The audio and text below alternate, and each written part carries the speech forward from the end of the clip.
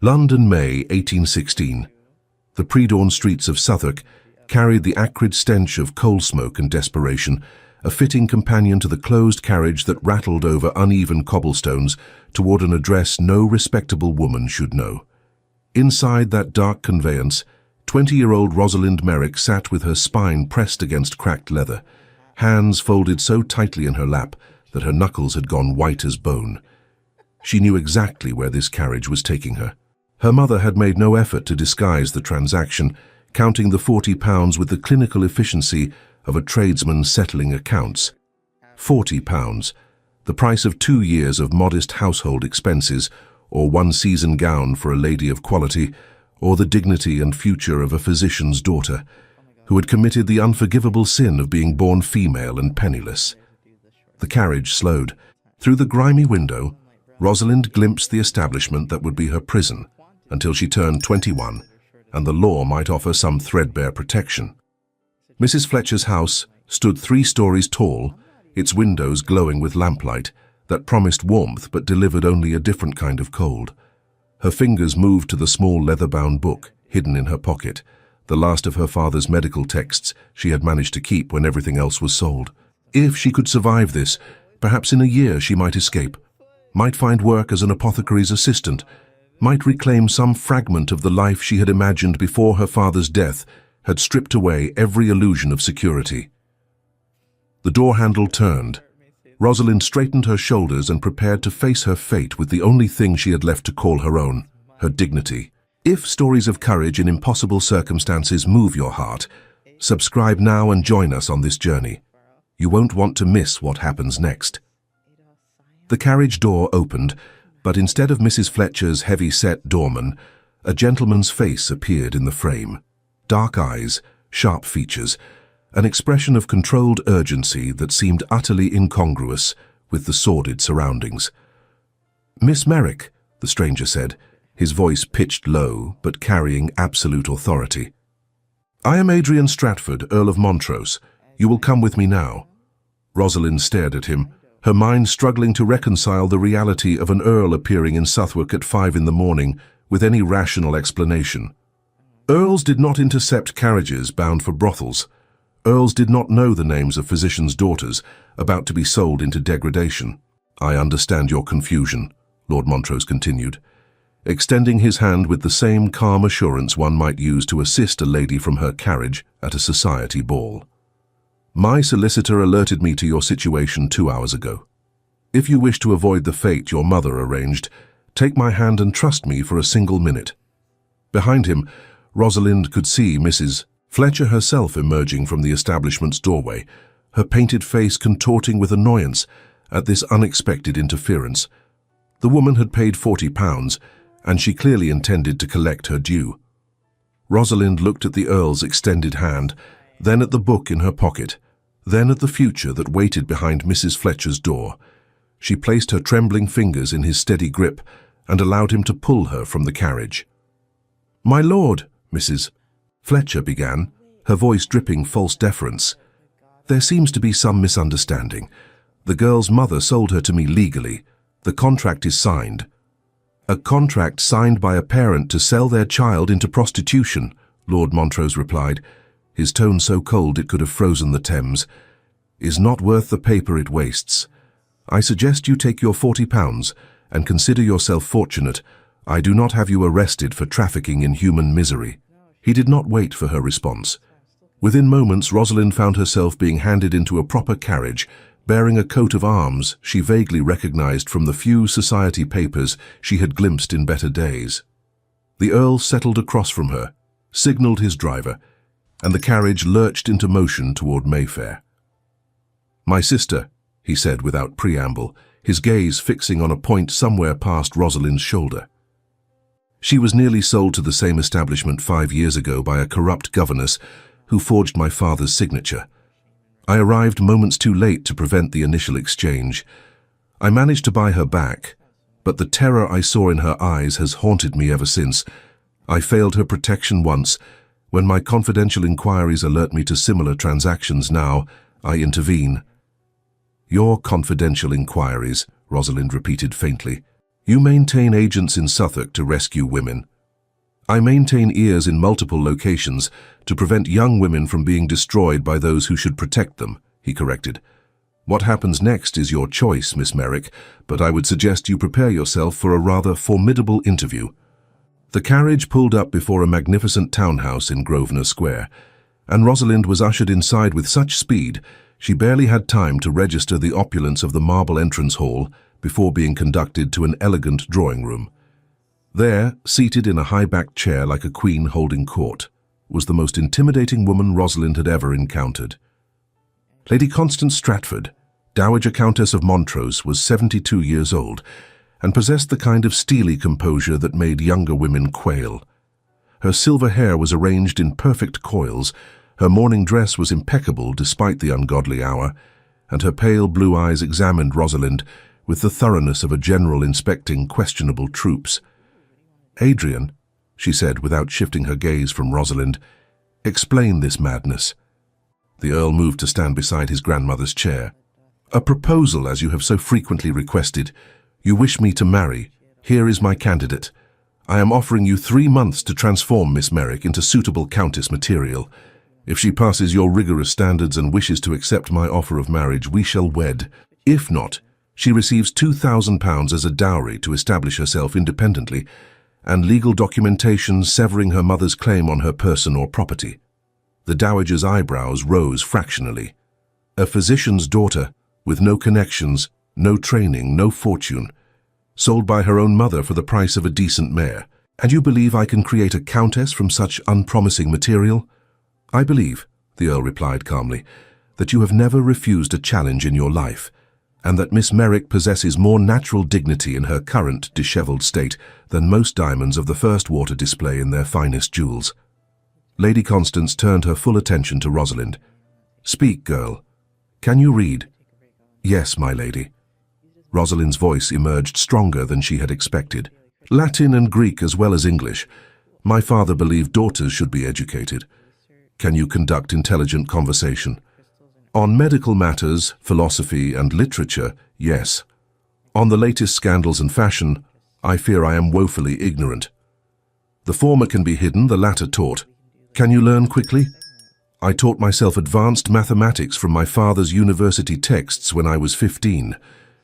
Something that might have been approval flickered in the dowager's expression. "And if I refuse this absurd scheme, what then will you do?" Rosalind met those intimidating pale eyes directly. "Survive, my lady, as I have survived everything else." The silence stretched for a long moment. Then Lady Constance smiled, sharp as a blade. 3 months. If you fail a single test, you receive £1,000 and are sent away with a character reference as a governess. If you succeed and refuse Adrian's offer, £2,000 and my blessing. If you succeed and accept, you become my granddaughter and the Countess of Montrose. Do you accept these terms?" "What is the alternative?" Rosalind asked. The Earl answered, "You may refuse and choose to live modestly on a small pension I will provide as a governess or companion. However, your mother retains legal authority over you until you reach 21. She could, theoretically, challenge my guardianship and reclaim you." Rosalind understood the trap perfectly. With her mother's demonstrated willingness to sell her own child, there would be no safety in independence until the law itself provided protection. "Then I accept your bargain, my lady. I will do everything in my power to pass your tests." "Everything begins at 6 tomorrow morning," Lady Constance declared. "You will be provided a bedchamber, appropriate clothing, and exactly 4 hours of sleep. Use them wisely." The training that began the following dawn made every previous hardship in Rosalind's life seem gentle by comparison. Lady Constance proved to be a relentless instructor whose standards would have made a military commander seem lenient. From 6 in the morning until 10 at night, Rosalind endured lessons in posture, deportment, French conversation, Italian literature, pianoforte, watercolors, needlework, dance, and the intricate social codes that governed every interaction among the aristocracy. The first morning began with posture. Lady Constance positioned Rosalind before a full-length mirror and proceeded to catalogue every flaw with the precision of a natural philosopher dissecting a specimen. How your shoulders slump forward as though you wish to disappear into yourself, the dowager observed. I understand the impulse, Miss Merrick, but a countess does not shrink. She occupies space with authority. Rosalind straightened her spine, pulling her shoulders back. Better, but now you appear rigid as a soldier on parade. Grace, child. Think of a swan moving across still water. The strength is hidden beneath elegant motion. For 2 hours, Rosalind walked the length of the drawing room with books stacked on her head. When the first volume tumbled to the carpet, Lady Constance's expression did not change. Again, she commanded simply. By the 10th repetition, Rosalind's neck ached and her legs trembled with fatigue. By the 20th, she wanted to scream. By the 30th, she managed 3 complete circuits without losing a single book. Adequate for a first attempt, Lady Constance said, which Rosalind was learning represented high praise. Tomorrow we shall add turning and bowing to the exercise. French lessons followed immediately after breakfast. Rosalind had learned to read the language from her father's medical texts, but conversation proved another matter entirely. Madame Dubois, a sharp-faced woman who had fled France during the Revolution, tolerated no errors. Non, non, non, she exclaimed when Rosalind stumbled over a subjunctive conjugation. A lady does not mumble or hesitate. She speaks with clarity and confidence, even when discussing the weather. Again. By the end of the first week, Rosalind dreamed in French and woke with her jaw aching from the unfamiliar shapes her mouth had been forced to make. But she could conduct basic conversation about art, literature, and society without grammatical embarrassment. Pianoforte lessons tested her patience most severely. Her fingers, strong from years of household work, lacked the flexibility required for complex passages. Professor Aldrich, an elderly man with wispy white hair and the temperament of a frustrated artist, tapped out rhythm with a wooden stick against the instrument's frame. Tempo, Miss Merrick. Music is not merely notes pressed in sequence. It is conversation, emotion, the expression of what cannot be spoken. One afternoon, as rain lashed against the windows, Rosalind sat at the instrument, her frustration boiling over. She struck a dissonant chord and dropped her head into her hands, convinced she would never master the delicate touch required. "You fight the instrument," a voice said from the doorway. Rosalind started, turning to see the Earl watching her. It was the first time he had observed her practice. "I am trying to conquer it, my lord," she confessed, rubbing her aching temples. "It seems to resist my authority." "Music cannot be conquered, only courted," he said, moving into the room. He did not offer to play, but stood near the instrument, his presence solid and grounding. "You approach the keys as if they are a medical problem to be solved. Try approaching them as a story to be told. What are you trying to say?" "That I am tired," she admitted, with a small, weary smile. "And that I am afraid I shall fail you." "Play that then," he said softly. Rosalind turned back to the keys. She played slowly, abandoning the rigid tempo Professor Aldrich demanded, letting the notes reflect her exhaustion and her fear. It was imperfect, but it was real. When she finished, she looked up to find Adrian watching her with an intensity that made her breath catch. He said nothing, simply nodded once before turning to leave, but the moment of shared understanding lingered long after he was gone. Dance proved both easier and more complicated. The steps themselves were logical, almost mathematical in their precision. Rosalind learned the minuet, the cotillion, the country dance, committing each pattern to memory with the same systematic approach she had once used to memorize botanical classifications. But learning steps in an empty ballroom with a patient instructor was entirely different from executing them in company while maintaining conversation. "You must appear utterly at ease," Lady Constance instructed during one particularly frustrating session. "Dancing is performance. Every gentleman who partners you will judge not just your steps, but your composure, your conversation, your ability to make him feel clever and valued without appearing obsequious." "How does one manage all that while counting steps and avoiding his feet?" Rosalind asked with genuine frustration. "Practice until it becomes instinctive. Then practice more." The middle of the training period brought a crisis that nearly ended the entire arrangement. During a practice tea service, Rosalind, exhausted from a sleepless night studying heraldry, accidentally used the wrong spoon for the sugar. It was a minor error, but Lady Constance froze. "Stop," the Dowager commanded, her voice devoid of warmth. "We have been at this for weeks, Miss Merrick, and you still fumble like a milkmaid. Perhaps Adrian was wrong. Perhaps breeding cannot be taught." Rosalind set the saucer down, her hands shaking. "It was a momentary lapse, my lady. A countess does not have lapses. A countess is a standard-bearer for her family. If you cannot master a spoon, how will you master a dinner for royalty? I am wasting my time." Lady Constance rose to leave. "No," Rosalind said, the word ringing out in the silent room. She stood, barring the Dowager's path. "You are not wasting your time, and I am not a milkmaid. I am a woman fighting for her life. I know the chemical composition of the sugar, the geography of the tea's origin, and the anatomy of the hand holding the spoon. I made a mistake because I am human, not because I am incapable. Sit down, my lady. I will pour it again, and I will do it perfectly." Lady Constance stared at her, the silence stretching taut as a bowstring.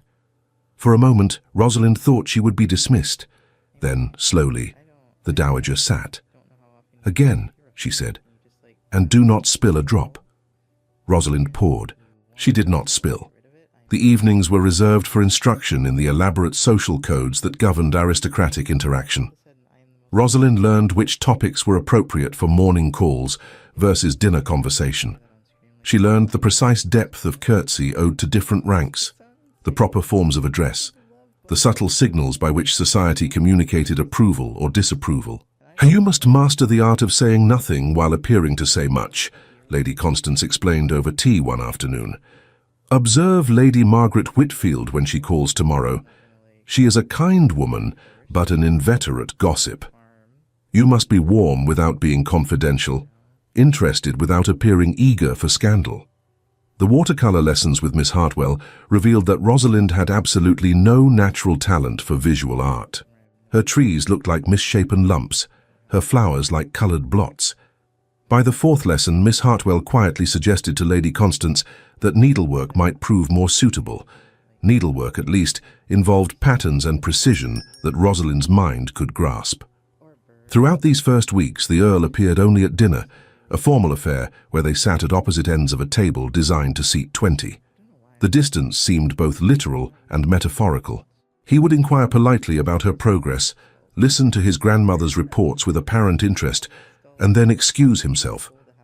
Rosalind found herself watching for these brief interactions with an intensity that surprised her.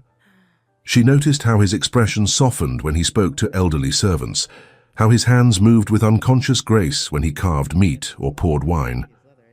During one dinner in the third week, Lady Constance mentioned a case of fever in the servants' quarters. The Earl's immediate response was to summon the finest physician in London and order that the affected staff be moved to better ventilated rooms with round-the-clock care.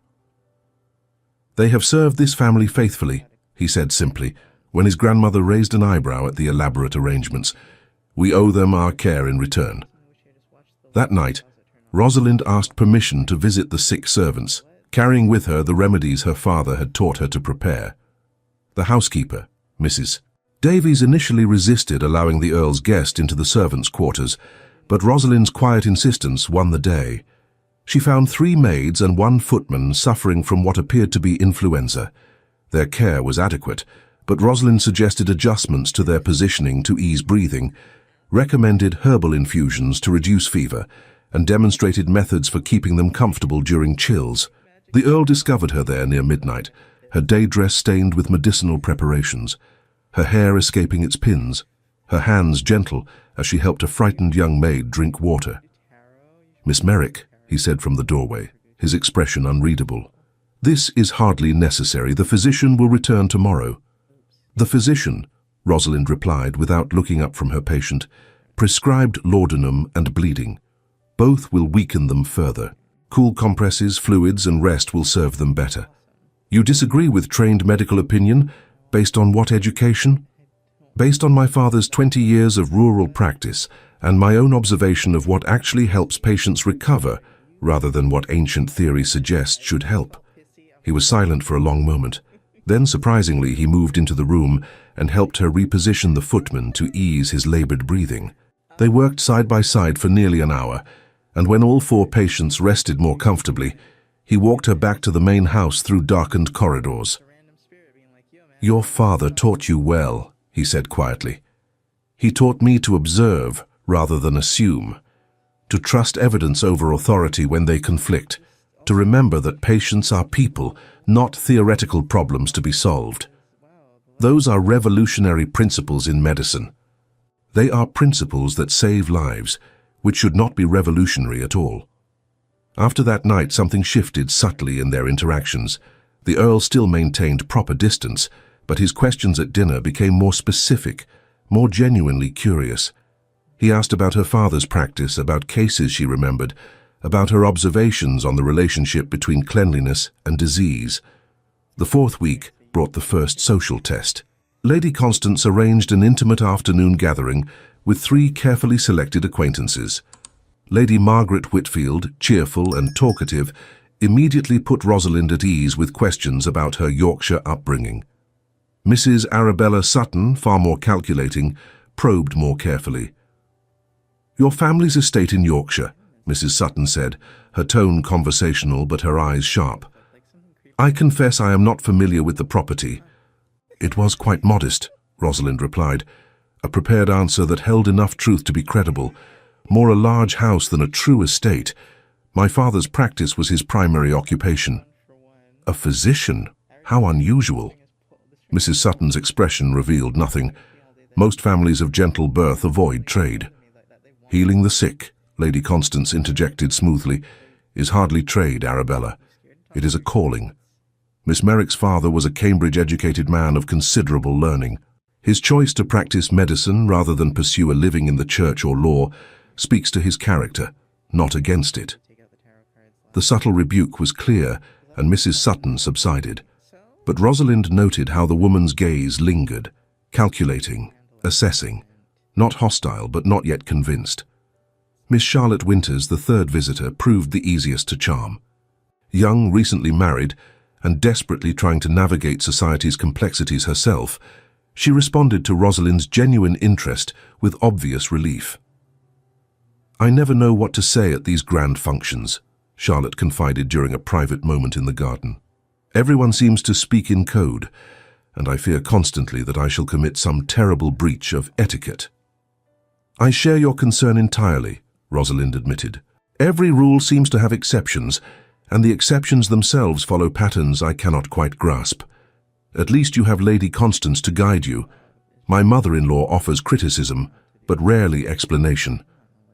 Then perhaps we might navigate these treacherous waters together. 2 confused souls are better than 1.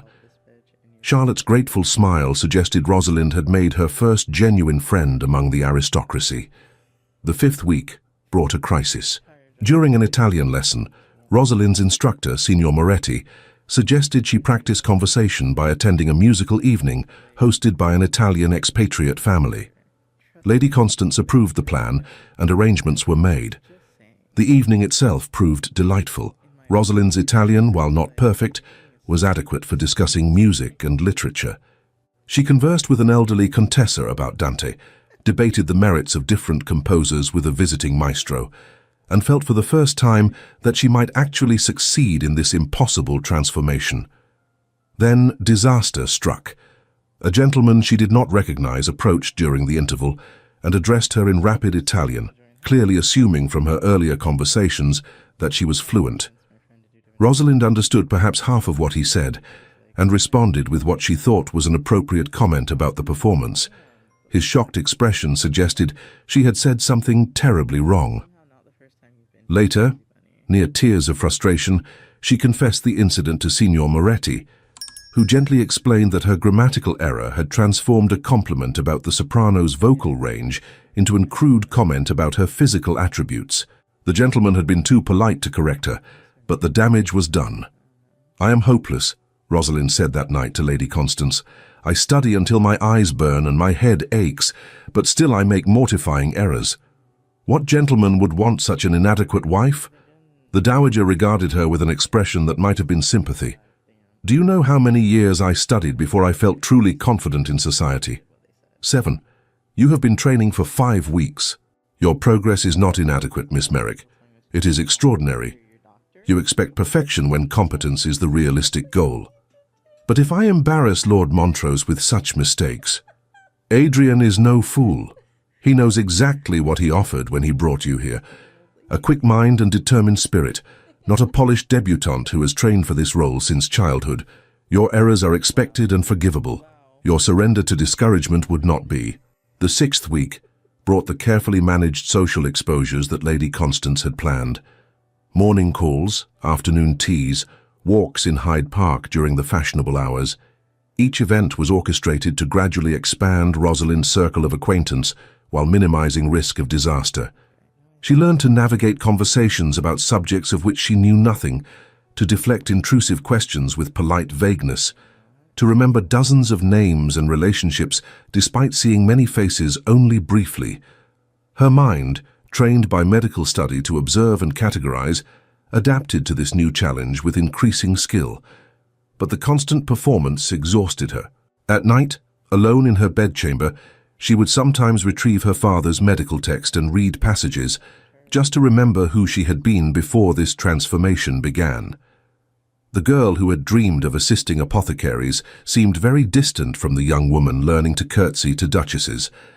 During one particularly difficult week, when she felt overwhelmed by the enormity of what was expected, Rosalind found herself in the estate library late at night, unable to sleep. She had discovered that the Earl's collection included several recent medical journals, and she was absorbed in an article about new theories regarding hospital cleanliness when a voice from the doorway startled her. "I had wondered who was reading those," the Earl said, entering the library.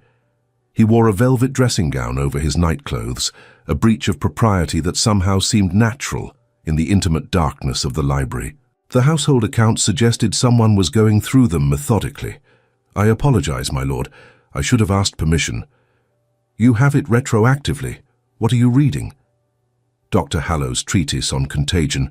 He suggests that diseases spread through lack of cleanliness rather than bad air, which contradicts most accepted medical thought, but aligns with what my father observed in his practice. Adrian moved to examine the journal, standing close enough that she could smell the faint scent of tobacco and soap. The air in the library felt suddenly thick, charged with the awareness of their solitude and the late hour. "You disagree with established medical opinion. I think established medical opinion is often established by men who have never actually treated sick patients. They theorize from positions of comfortable ignorance, while practical physicians who see evidence contradicting their theories are dismissed as lacking proper education." "You sound passionate about the subject." His voice was low, intimate in the quiet room. "I am passionate about truth being determined by evidence rather than authority. It is why I found society so baffling when I first arrived. Here, truth seems determined entirely by who speaks it, rather than by any objective standard."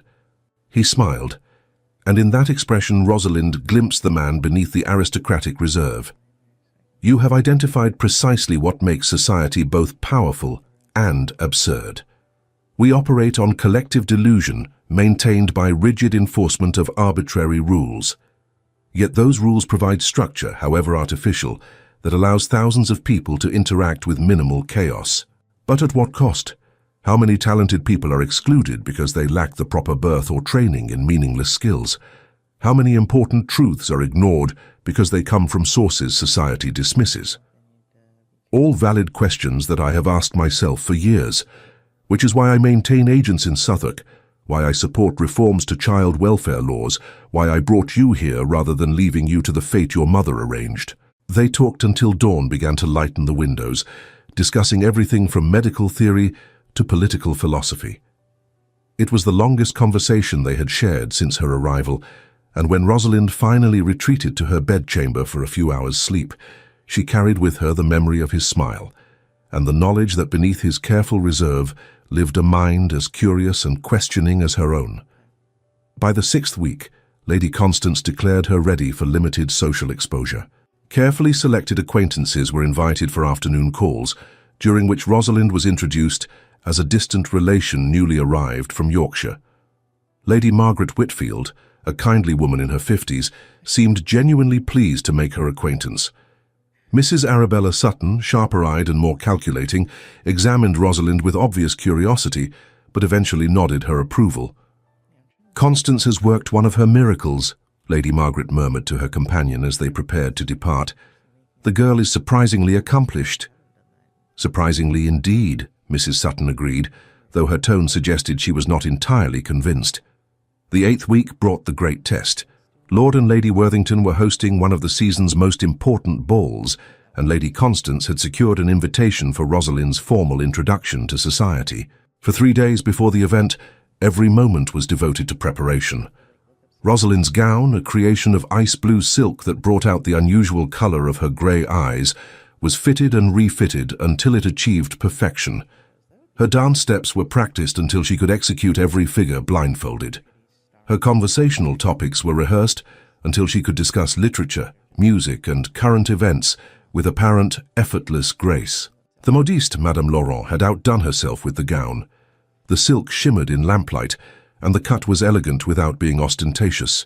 Small seed pearls decorated the bodice in a pattern that suggested waves, and the sleeves were designed to allow freedom of movement while maintaining perfect propriety. "You look like a duchess already," Charlotte Winters said when she came to call the afternoon before the ball. "I confess, I am envious. My own wedding gown cost a fortune but never fit quite right." Rosalind studied her reflection in the long mirror and barely recognized herself. 8 weeks ago she had been wearing a stained traveling dress, headed for degradation in Suffolk. Now she appeared every inch a lady of quality. The transformation was so complete it felt almost like disguise. Lady Constance supervised every detail with her characteristic precision. "Your fan must be ivory to match the pearls. Wear the garnet earrings Adrian's mother left you. They provide the only color accent needed. Hair dressed high to show your neck, but not so elaborate as to appear you're trying too hard. Remember, confidence is essential. You belong in these spaces as much as any woman born to them." The night of the ball arrived with the inexorable weight of Judgment Day. Rosalind descended the staircase of Montrose House to find both the Earl and his grandmother waiting in the entrance hall. Adrian wore full evening dress, his dark coat perfectly tailored, his cravat tied in an intricate pattern that must have taken his valet considerable effort. When he looked up and saw her, something in his expression changed so subtly that only someone watching carefully would notice. Lady Constance examined her from head to toe with clinical precision. "Adequate," she pronounced, which from her was the highest praise. "Remember, you are neither apologetic nor arrogant. You are simply yourself, which is sufficient. If anyone questions your place there, remember that you earned this through effort they can scarcely imagine. Walk with confidence, speak with clarity, and trust your training." The Earl offered his arm, his expression unreadable. "Ready, Miss Merrick?" "As ready as training can make me," Rosalind replied, placing her gloved hand on his sleeve and feeling the solid strength of muscle beneath expensive fabric. The carriage ride to Worthington House was brief, but felt interminable. Adrian maintained polite conversation about neutral topics, while Rosalind tried to control the nervous flutter in her stomach. Through the carriage window, she could see other conveyances converging on the same destination, their occupants dressed in their finest, secure in their right to attend such events. Worthington House blazed with hundreds of candles, their light glittering off crystal chandeliers, and the jewels adorning the assembled guests. The entrance hall alone was grander than any building Rosalind had ever entered in her previous life. Marble columns soared toward painted ceilings, enormous mirrors reflected the crowd back upon itself, and the sound of orchestra music drifted down from the ballroom on the first floor. As Rosalind entered on the Earl's arm, she felt the weight of hundreds of curious eyes turning in her direction. She recognized the feeling from medical texts describing specimens under examination. The whispers began immediately, a soft susurration like wind through autumn leaves. "Who is that with Montrose? I have never seen her before. Rather pretty, but who are her people?" Lady Constance moved slightly ahead, her imperious presence clearing a path through the crowd. Rosalind focused on her breathing, on maintaining perfect posture, on appearing utterly at ease despite the scrutiny. They were announced at the ballroom entrance, and the orchestra continued playing without pause. But Rosalind could feel the attention of everyone present. The first hour passed in a blur of introductions. Adrian presented her to Lord and Lady Worthington, who received her with polite but reserved courtesy. Lady Margaret Whitfield embraced her warmly and immediately began introducing her to other matrons, which helped immensely. Charlotte Winters appeared with her husband, providing a friendly face in the sea of strangers. But not everyone was friendly. Lady Victoria Ashworth, resplendent in burgundy silk that must have cost more than many families earned in a year, watched from across the room with an expression that combined assessment with something harder. The woman was beautiful in the classical sense, with perfect features and bearing that came from a lifetime of privilege. She had been considered the most likely candidate for the position of Countess of Montrose, and her interest in Adrian had been obvious to everyone. During a brief moment, when Adrian was claimed by some gentlemen discussing parliamentary matters, Lady Victoria approached with her companion, a sharp-faced woman named Mrs. Langley. "Miss Merrick," Lady Victoria said, her smile bright and utterly insincere. "How delightful to meet Montrose's mysterious protégé. You have appeared so suddenly that one hardly knows what to make of it." "I am pleased to make your acquaintance, Lady Victoria," Rosalind replied, remembering Lady Constance's instruction to respond to rudeness with perfect courtesy. "You must find all of this rather overwhelming. The season, the society, the expectations. It is such a different world from provincial life. Every world has its own complexities, I find. What appears simple often contains depths invisible to casual observation." Mrs. Langley's eyebrows rose slightly. "How philosophical. Do you often speak in such abstractions, or is it nervousness that makes you vague?" Before Rosalind could respond, Adrian materialized at her elbow with the timing of someone who had been watching the interaction carefully. "Lady Victoria, Mrs. Langley, I trust you are both enjoying the evening. If you will excuse us, I believe the next set is forming, and I have promised Miss Merrick this dance." He led Rosalind onto the floor for a cotillion, positioning them in the set with practiced ease. As the music began and they executed the figures, he spoke quietly during the brief moments when the pattern brought them together. "Victoria can be venomous when she chooses. Do not let her disturb you. She believes I have taken something that should have been hers. She assumed an interest on my part that I never expressed. Her disappointment is not your responsibility." The dance required them to separate, to partner with others in the set, but Rosalind's mind remained on his words. He had never expressed interest in Lady Victoria despite her beauty, wealth, and perfect suitability. What did that mean about his own heart? The second dance was a waltz, a dance that was still considered scandalous by the more conservative patronesses of Almack's. It required them to maintain much closer contact. Adrian's hand settled at her waist, his touch radiating heat through the silk of her gown. As they moved together across the polished floor, Rosalind was acutely aware of the dangerous intimacy of the moment, the way their bodies moved in synchronized rhythm, isolated in the midst of the crowd. "You dance beautifully," he said quietly, his gaze locked on hers. "Years of practice condensed into weeks of terror," she replied, trying to steady her breath. "I still count beats in my head." "Most people do. They are simply better at hiding it. You appear utterly confident. Then the performance is working.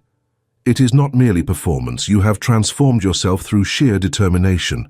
That is remarkable." His praise warmed her more than it should have. They completed the waltz, and he returned her to Lady Constance's side, where she was immediately claimed by a young gentleman for the next set. Then another, and another. By the time supper was announced, Rosalind had danced with 7 different partners, navigated countless conversations, and begun to believe she might actually succeed. The formal announcement came halfway through the evening. Lord Worthington requested the attention of the assembled guests, and the orchestra fell silent. Adrian had stepped forward to the center of the ballroom, and all eyes turned toward him. "Ladies and gentlemen," he began, his voice carrying clearly across the crowded space, "it is my great pleasure to introduce to society Miss Rosalind Merrick, who has honored me by accepting my offer of marriage." The silence that followed was absolute. Rosalind could hear the snap of fans closing and the rustle of silk as every guest froze. It was a terrible, suffocating quiet. Rosalind stood frozen, feeling the weight of hundreds of eyes upon her. The entire glittering assembly held its collective breath, and into that frozen moment, the whispers began like the first drops of a coming storm. Merrick. I have never heard the name. No connections whatsoever. Where did Montrose find her? She appeared from nowhere. Lady Margaret Whitfield began applauding, bless her kind heart, and others slowly joined in. But the underlying current of shock and speculation was palpable. Rosalind maintained her composure, smiled graciously, and accepted congratulations from those who approached, but she could feel the scrutiny intensifying. Lady Victoria materialized beside the refreshment table, her expression frozen in a smile that did not reach her eyes. "How delightful," she said in a carrying voice. "Lord Montrose's charity extends even to the entirely obscure. One can only admire such democratic principles." The calculated cruelty of the comment was clear to everyone within earshot. Several ladies looked uncomfortable, but no one directly contradicted someone of Lady Victoria's rank and influence. Rosalind opened her mouth to respond with the dignified deflection Lady Constance had taught her for such situations. Before she could speak, the ballroom doors were thrown open. A disheveled woman in a stained traveling dress pushed past a distracted footman who tried vainly to stop her. Her wild eyes scanned the crowd until they fixed on Rosalind. "Rosalind!" Mrs. Helena Merrick's voice cut through the music like a knife through silk. "How dare you stand there pretending to be a lady?" The orchestra stuttered to a halt. Every person in the ballroom turned to witness this spectacular breach of decorum. Time seemed to slow as Rosalind watched her mother advance across the polished floor, leaving muddy footprints in her wake. The woman was thinner than Rosalind remembered, her face lined with bitterness. "This girl," Mrs. Helena gasped, pointing a shaking finger at Rosalind, "is my daughter, my own flesh and blood. I sold her for £40 to pay debts she helped create, and now she plays at being a countess while abandoning her own mother." The whispers exploded into a roar of shocked exclamations. Rosalind stood frozen, watching her entire carefully constructed future crumble into dust. 3 months of brutal training. Every lesson learned, every standard met, all destroyed in 30 seconds by the woman who had given her birth and then sold her like livestock. Around her, she could see the calculation in dozens of eyes. A physician's daughter, sold by her own mother, for £40. The Earl's mysterious protégé was revealed as nothing more than a charity case, damaged goods elevated far above her proper station. Lady Victoria's expression transformed into something approaching triumph. Mrs. Langley whispered urgently to her companions, spreading the scandal with gleeful efficiency. Even Lady Margaret looked shocked and uncertain, her earlier warmth suddenly complicated by social calculation. The Earl's hand closed around Rosalind's wrist, steadying her when she thought her knees might give way. When he spoke, his voice carried the kind of cold authority that commanded immediate silence. "Mrs. Merrick," he said, stepping between Rosalind and her mother, "you signed a legal document renouncing all parental rights and claims to your daughter in exchange for financial compensation. That document is witnessed, sealed, and filed with my solicitor. If you violate its terms again by approaching Miss Merrick or spreading slander about her character, I will have you prosecuted for extortion and fraud. Remove her." 2 footmen finally materialized and escorted the protesting woman from the ballroom. But the damage was catastrophically complete. Every person present now knew the truth. A physician's daughter of no consequence, sold by her own mother, rescued by the Earl like some character from a melodramatic novel. Rosalind turned to face Lady Constance, expecting dismissal and disgrace. Instead, the Dowager stepped forward and placed one hand on her shoulder. "The revelation of one's origins," Lady Constance said clearly enough for the nearest guests to hear, "is far less significant than the demonstration of one's character. Miss Merrick has conducted herself with perfect propriety for the past 2 months. That her mother is a mercenary wretch reflects on the mother, not the daughter." Lady Margaret Whitfield nodded vigorously. "Quite right, Constance. The girl cannot be blamed for her mother's wickedness." But the whispers continued, and Rosalind saw the calculation in dozens of eyes. Social disaster of this magnitude could not be easily overcome. She had become not just a curiosity, but a scandal, and scandals were contagious among the aristocracy. That night, back at Montrose House, Rosalind stood in the library where this impossible bargain had first been explained to her. "I have destroyed everything," she said quietly to the Earl, who had followed her there. "The bargain has failed. Your reputation will suffer if you proceed." "The bargain," he replied, "continues." "How?" She turned to face him, exhausted and defeated. "Society will never accept me now. Your grandmother's efforts were wasted. I should take whatever small pension you offer and disappear." "Miss Merrick," the Earl said, and something in his tone made her pause. "Do you truly believe I would abandon you to face the consequences of your mother's malice alone? I am not a man who retreats from challenges. This is not your challenge to face. You became my responsibility the moment I pulled you from that carriage in Southwark. I do not take such responsibilities lightly." The following morning brought an unexpected development. A royal messenger arrived at Montrose House bearing a summons for Miss Rosalind Merrick to attend upon His Royal Highness the Prince Regent at Carlton House that very afternoon. Lady Constance received this news with a rare expression of surprise. The prince rarely involves himself in social scandals unless they amuse him particularly.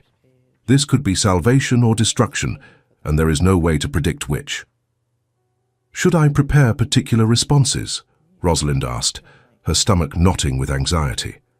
The humiliation of the previous evening still burned fresh, and the thought of facing royal judgment in her current vulnerable state was almost too much to bear. "You should be yourself," Lady Constance replied. "George appreciates honesty above flattery, intelligence above beauty, and genuine passion above polished performance. If he has summoned you, it is because something about your situation intrigued him. Do not attempt to present some calculated version of yourself. That would bore him, and a bored prince is far more dangerous than an amused one." The preparations for the royal audience consumed the morning. Rosalind's day dress was selected with care, something elegant but not ostentatious, appropriate for afternoon, but respectful of the formality required. Her hair was dressed simply, her jewelry minimal. She looked, as Lady Constance observed with approval, like a gentlewoman of quality and intelligence, rather than a social climber attempting to dazzle with finery. The Earl insisted on accompanying her to Carlton House, though protocol required he wait while she was conducted to the prince's presence. During the carriage ride, he seemed unusually tense. "The prince knew my father well," Adrian said, breaking a long silence. "When I explained your situation to him several weeks ago, he expressed interest in meeting you. I had hoped to arrange it under more controlled circumstances, after you were established and secure. Last night's disaster accelerated his timeline." "You told him about me weeks ago?" Rosalind stared at him. "Before society even knew I existed?" "I sought his advice, and if I am being honest, his protection. A word from the Prince Regent carries more weight than 100 noble sponsors.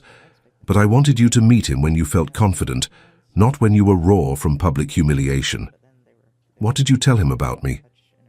"The truth, that I encountered a young woman of considerable intelligence and dignity being sold into degradation by her own mother, that I offered her an opportunity to transform her circumstances, that she had exceeded every expectation in her training, that I believed her capable of remarkable things if given the chance to prove herself." Rosalind was silent, absorbing this revelation. He had been planning her protection, her success, her future, even while maintaining such careful distance.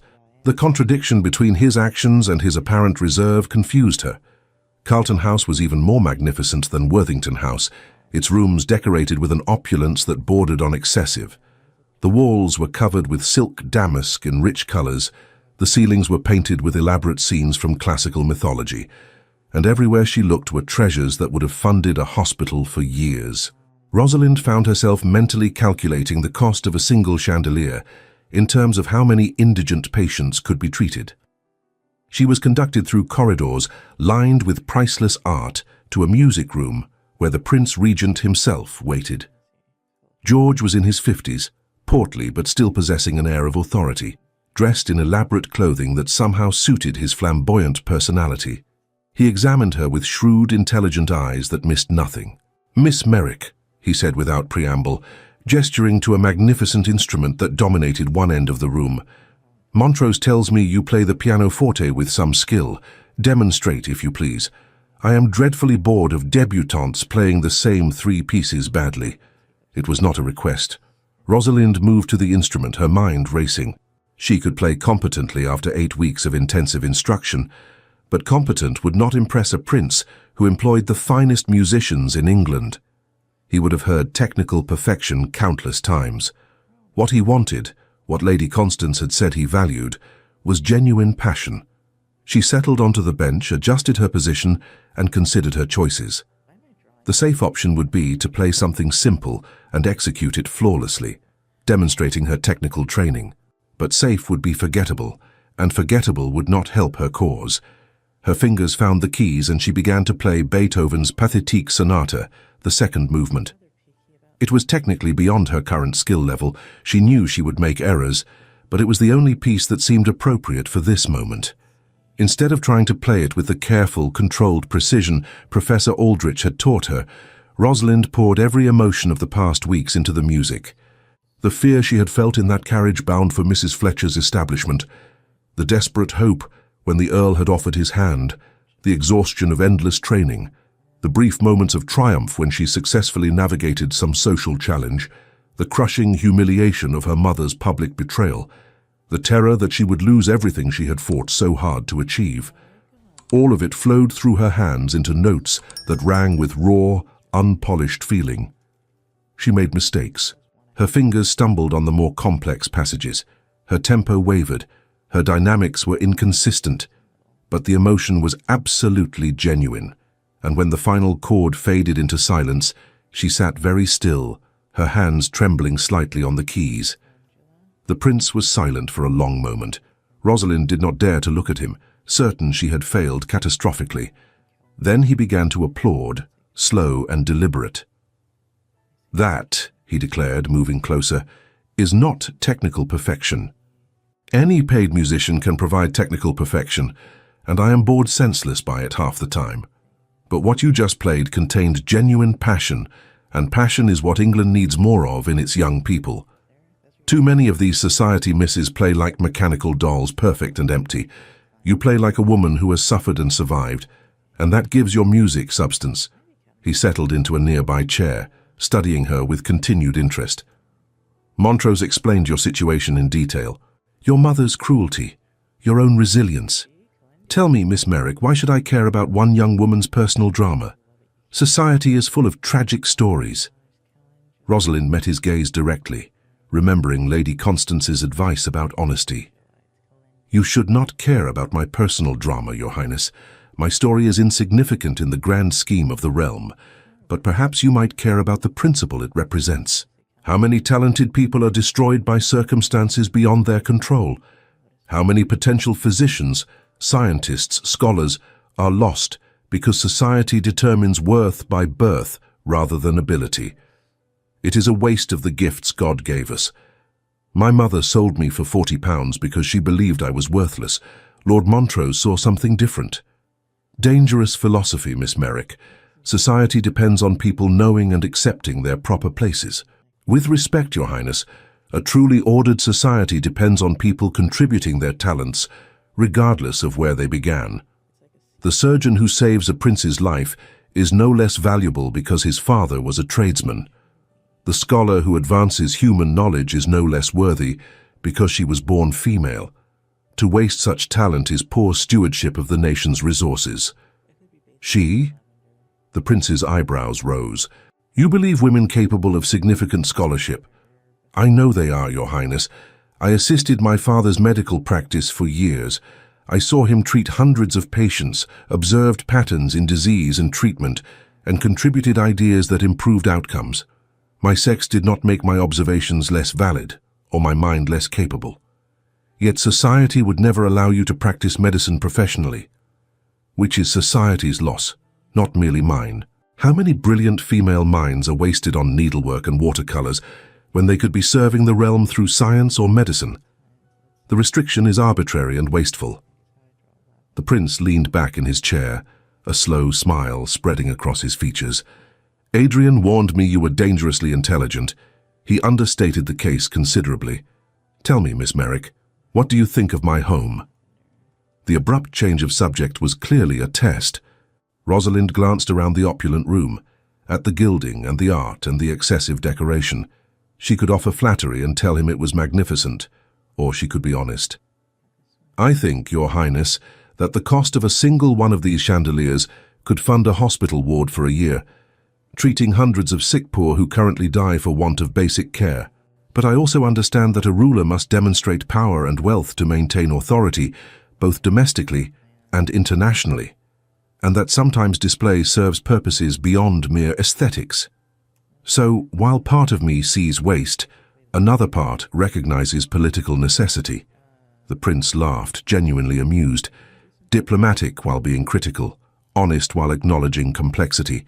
"You are indeed a remarkable young woman, Miss Merrick. I have known too many weak-spined nobles who crumble at the first breath of scandal. I find it refreshing to encounter someone with steel in their spine who can play Beethoven with genuine feeling despite technical imperfection." He rose and moved to the window, hands clasped behind his back, looking out over the immaculate gardens. "Last night's spectacle at the Worthingtons was unfortunate, but not unprecedented. Society thrives on scandal, and you have provided them with material for months of gossip. The question is whether that scandal destroys you or defines you as someone interesting enough to be worth knowing." "Your Highness," Rosalind began carefully, "I cannot control what society thinks of me. I can only control my own actions and hope they speak louder than my origins." "Well said. Then let me make this simple for you. You have my approval. I find Miss Rosalind Merrick to be not only an acceptable addition to the aristocracy, but a potentially valuable one.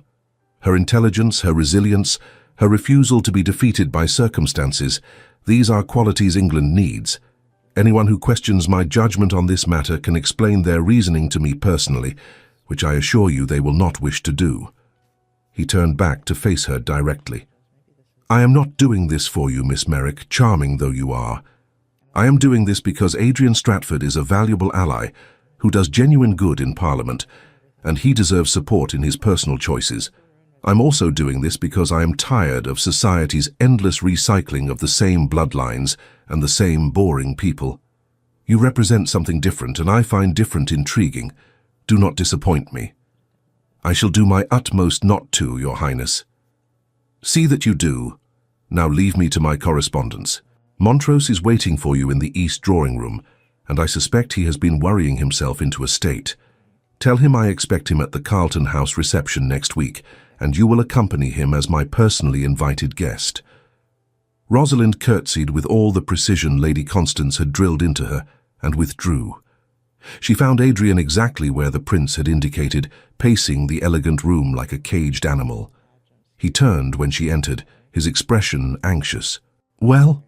"He gave his approval," Rosalind said, still slightly dazed by the entire interaction. "He called me dangerously intelligent and said I have steel in my spine. He also invited us both to a reception next week as his personally invited guests." Adrian's shoulders sagged with obvious relief. "Thank God. When he summoned you so quickly after last night, I feared he might have decided the scandal was too much. He seems to enjoy scandal as long as it interests him. He asked me what I thought of Carlton House." "What did you say?" "That a single chandelier could fund a hospital ward for a year, but that political necessity sometimes requires expensive display." Adrian stared at her for a moment, then laughed, a sound of genuine amusement. "You criticized the Prince Regent's extravagance to his face." "I was honest but diplomatic about it. He seemed to appreciate the candor." "He would.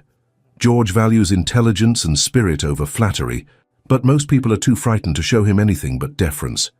I was too exhausted from last night's disaster to maintain careful deception. Besides, Lady Constance told me to be myself, and myself has opinions about wasteful spending when people are dying for want of basic medical care." They returned to Montrose House to find Lady Constance waiting with barely concealed anxiety. When Rosalind reported the outcome of the royal audience, the Dowager's expression transformed into something that might have been pride. "You continue to surprise me, Miss Merrick. The Prince's explicit approval changes everything. Society cannot afford to snub someone he has personally endorsed without risking his displeasure." The following days proved Lady Constance's assessment correct. Royal approval changed everything, with the brutal efficiency of a blade cutting through tangled thread. Within 2 days, the gossip shifted from scandalous origins to romantic rescue. The narrative transformed from poor girl attempting to social climb into brave young woman, saved from tragedy by a noble lord with the Prince Regent's blessing. Lady Victoria Ashworth found herself isolated rather than Rosalind. Her earlier calculated cruelty was now seen as poor sportsmanship, an attempt to destroy someone under royal protection. Mrs. Langley, always practical about social calculations, quietly shifted her allegiance. Mrs. Sutton, who had initially seemed skeptical, declared publicly that the girl had shown remarkable composure under fire and deserved respect. Even the most rigid matrons found it difficult to maintain their censure in the face of royal endorsement. Invitations began arriving at Montrose House, not just for Rosalind, but explicitly requesting both her and the Earl. The ton moved with its characteristic speed to align itself with the prince's judgment, and within a week, Rosalind found herself established rather than excluded. The 12th week arrived with shocking speed. Rosalind stood once again in the library at Montrose House, this time at the Earl's explicit request. He waited by the window, his posture rigid with what she had learned to recognize as carefully controlled emotion. "You have fulfilled every requirement of our bargain," he said without turning to face her. "My grandmother declares you not only acceptable, but exceptional. The prince himself has granted his approval. You are free to choose." "Choose?" Rosalind repeated carefully. "Marriage to me and the position of Countess of Montrose, or £2,000 and the independence to live as you wish. What do you want, my lord?" "That is irrelevant. The choice is yours to make freely." Something in his rigidly controlled tone ignited Rosalind's temper, which had been growing increasingly difficult to restrain over the past weeks of his studied distance. "Irrelevant? We have lived in the same house for 3 months. You have avoided me as though I carried some contagious disease, appearing only for formal dinners and scheduled assessments. Now you stand there pretending indifference and expect me to make a life-altering decision based on what? Gratitude? Fear? Certainly not on any understanding of your actual wishes, since you have taken extraordinary care to reveal nothing of yourself."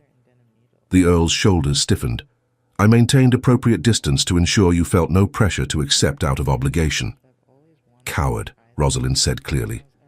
He turned then, his dark eyes wide with shock. "I beg your pardon. You are a coward, my lord. You rescue women from brothels at dawn but cannot manage honest conversation with one woman over breakfast. You maintain agents across London but hide from emotional intimacy behind walls of propriety. You offer marriage as though proposing a business arrangement while pretending you have no personal interest in the outcome. Well, I refuse to participate in this theatre any longer. Tell me the truth. Do you want me to stay or do you want me to go?" The Earl stared at her for a long moment, and Rosalind watched his careful composure crack like ice under pressure. "You want the truth? Very well. I love you. I have loved you since the 2nd week of your training, when you laughed at some absurd comment my grandmother made, and I saw joy in your expression despite everything you had endured. I love your intelligence, your resilience, your refusal to be defeated by circumstances that would have destroyed a weaker woman.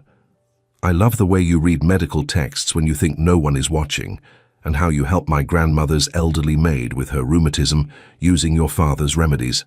I love you so completely that the thought of you choosing to leave tears my heart to pieces."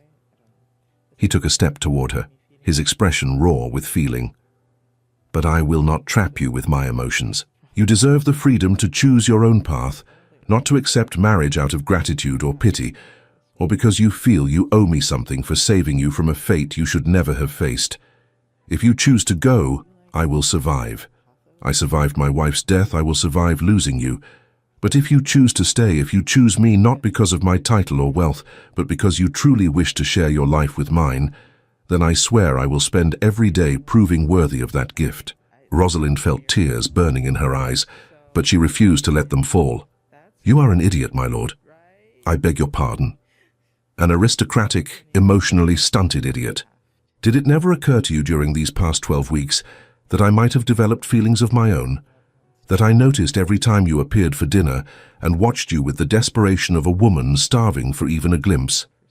That I fabricated questions about estate management and political theory just to hear you speak. That I fell in love with you not because you rescued me from immediate danger, but because you were kind to servants, patient with your grandmother's difficult moods, and maintained agents specifically to save women from the kind of horror you spared me. She moved closer, until only a foot of space separated them.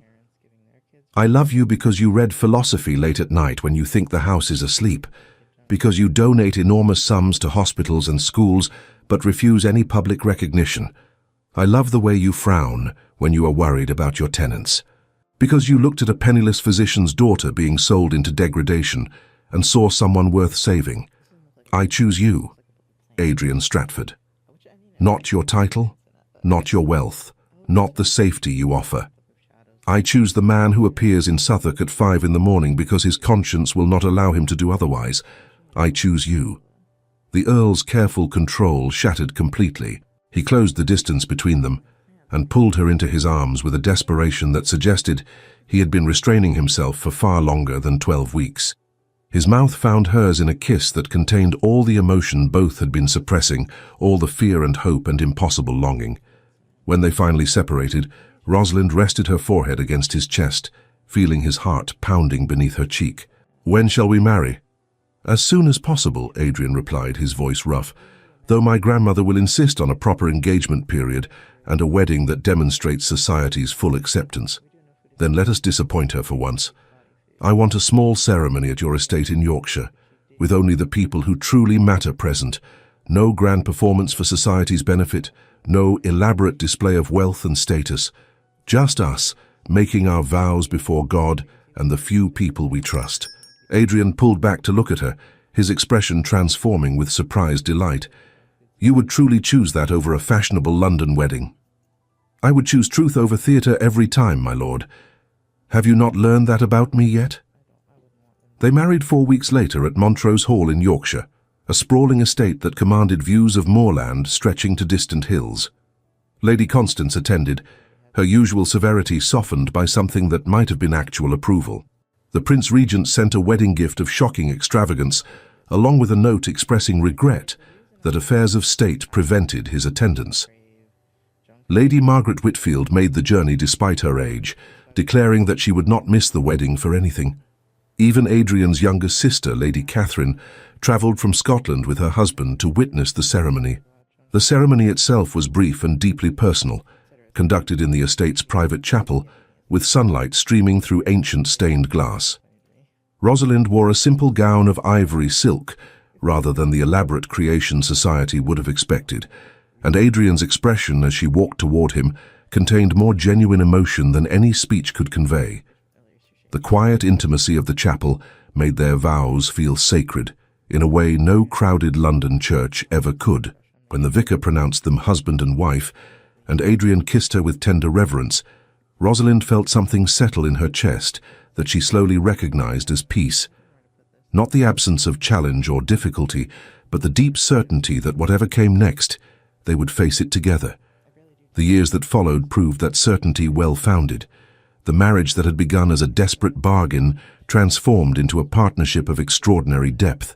Hadrian supported Rosalind's passionate interest in medicine, using his influence to secure her access to medical lectures that would normally exclude women.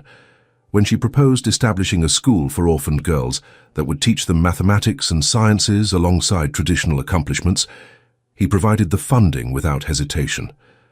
The first Merrick School for Girls opened in Bloomsbury 3 years after their marriage, in a modest building that had once served as a warehouse. Rosalind insisted on being present for every detail of its establishment, from hiring instructors to designing the curriculum.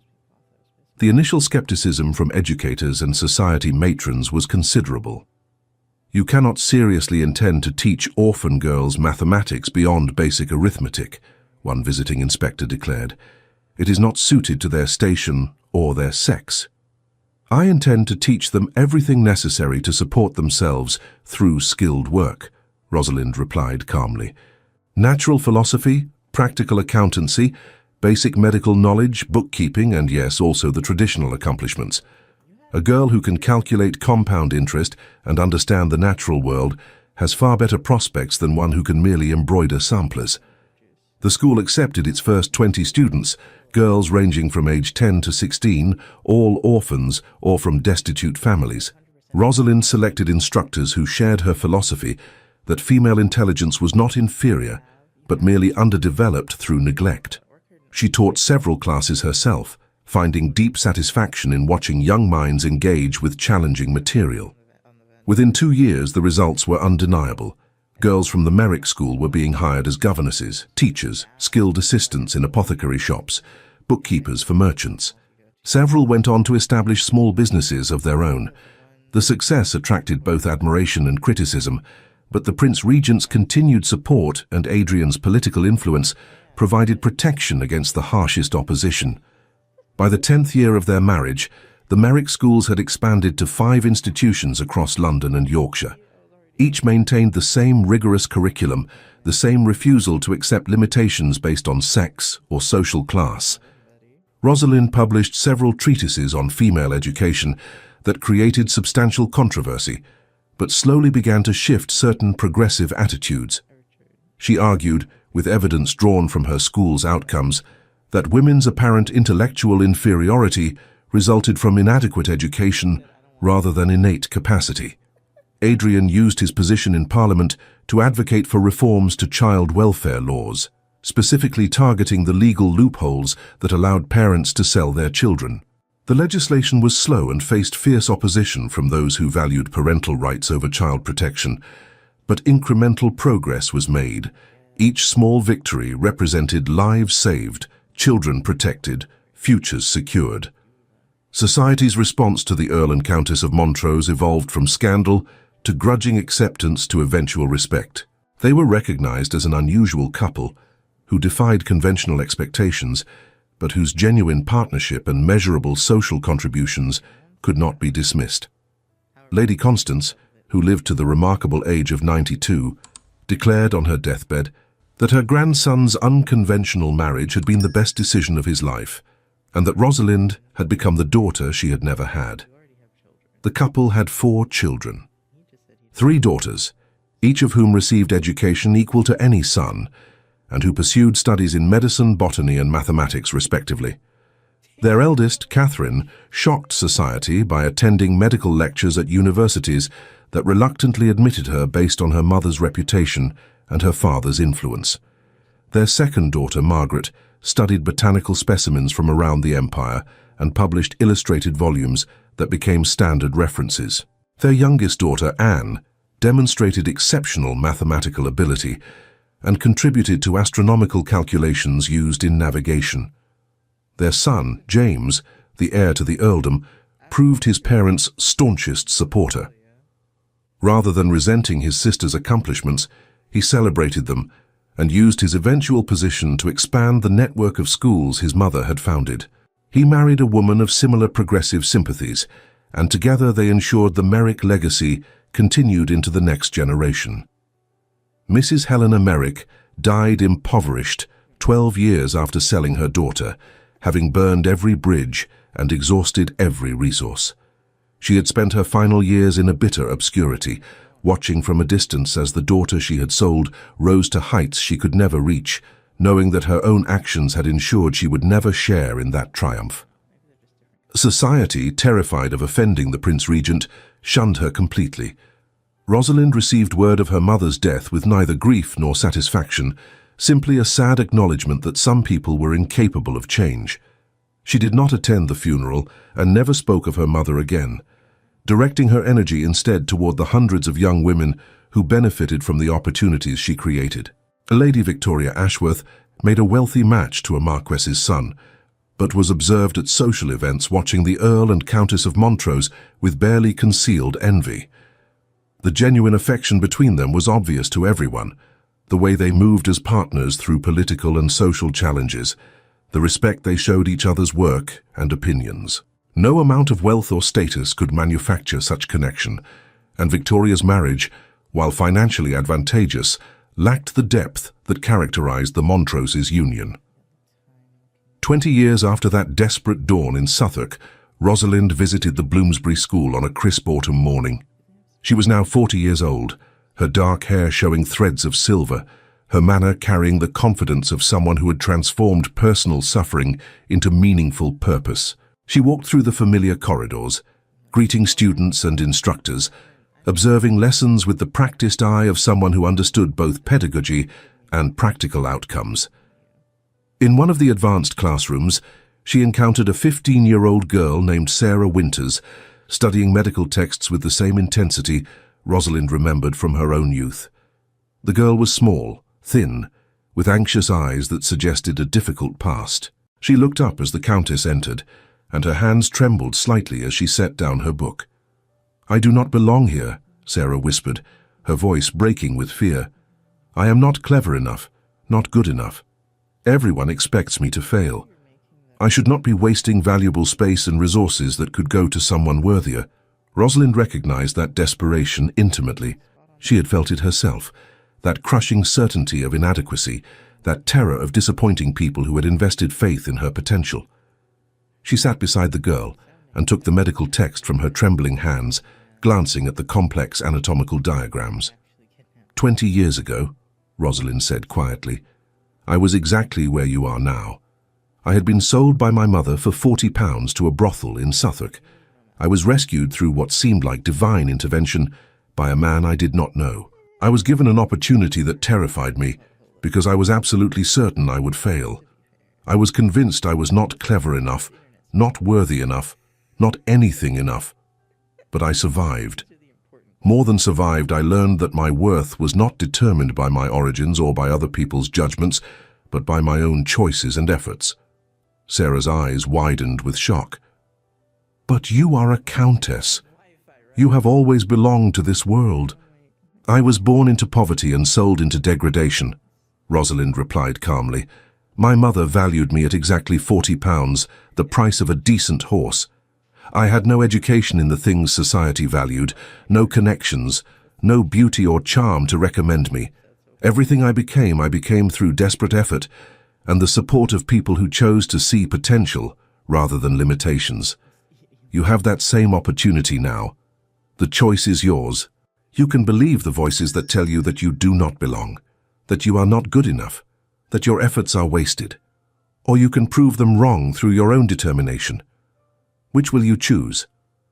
The girl's expression slowly transformed from fear to something harder and more determined. "I choose to prove them wrong." "Excellent.